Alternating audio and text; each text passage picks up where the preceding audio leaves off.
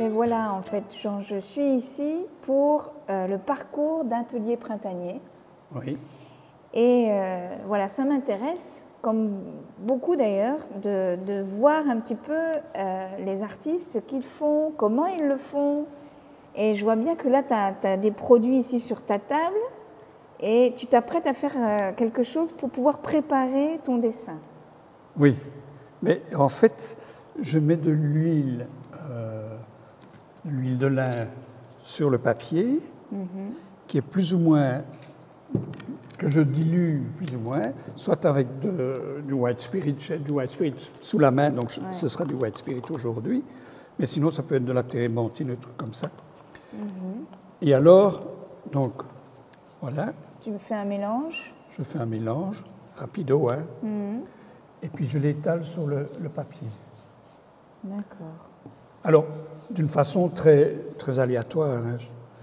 Je travaille ici sur une table où le papier est fixé. Ce qui fait que ce papier est moins absorbant, mais il y a une texture alors. Parce que ce que je dessine, ce sont des modèles qui bougent. Okay. Donc, j'ai d'ailleurs fait avec André Sout un atelier chez Anne de Sturlaire, où il y avait un modèle qui bougeait tout le temps. Qui dansait? Qui dansait, oui. Et alors, c'est sur un papier imprimante je ne sais pas moi, perforé, tu vois. Ah oui, je vois. Tu vois ce oui. Avec un texte. Hein. Mais là, il n'y avait pas d'huile.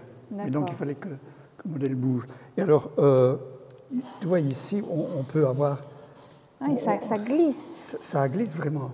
Okay. Alors, si le modèle bouge, ça permet de capter vraiment une attitude, tu vois. Parce que là, ça va moins bien, ça glisse moins bien, mais ici, c'est assez rapide. Donc, c'est ça qui me permet de capter l'attitude. Et alors, il m'arrive aussi, sur un chevalet, sur un deuxième chevalet, par exemple, j'ai des papiers avec une plaque de support. Et en fonction de l'attitude que le modèle prend, je l'intègre sur un dessin ou sur un autre dessin. Alors, je continue, mais voilà, ici, par exemple, après, je reviens avec de la peinture à l'huile. Oui. Et avant que ce ne soit sec, je redessine, donc ce qui fait en creuse, ce qui fait apparaître quelque chose qui est derrière. Tout à fait. Parce qu'il y a du bleu là, il y a des transparences, en fait, et des couches successives. Comment tu t'es dit, tiens, en fait, à partir de ça, moi aussi personnellement, j'aimerais aussi dessiner. J'aimerais aussi, créer des choses, pas dans la ville, mais que tu fasses quelque chose sur un papier ou sur... que tu passes d'un support de plan bien structuré, de design, où on te demande de réfléchir à quelque chose de super... C'est quand même super structuré quand même. Oui. Et tu arrives à quelque chose qui est... on a l'impression que ça part dans tous les sens, mais en même temps, il y a un esprit bien précis qui t'emmène quelque part. Mais comment tu t'es passé d'un monde à un autre? C'était ça qui me captive un peu, moi. Oui, c'est vrai qu'il y a une question de liberté qui est contrôlée quand on crée un objet. En l'occurrence, c'était des luminaires que je dessinais. Mais donc, c'était vraiment très précis, comme tu le dis. Donc, on corrigeait, quand on revenait dessus.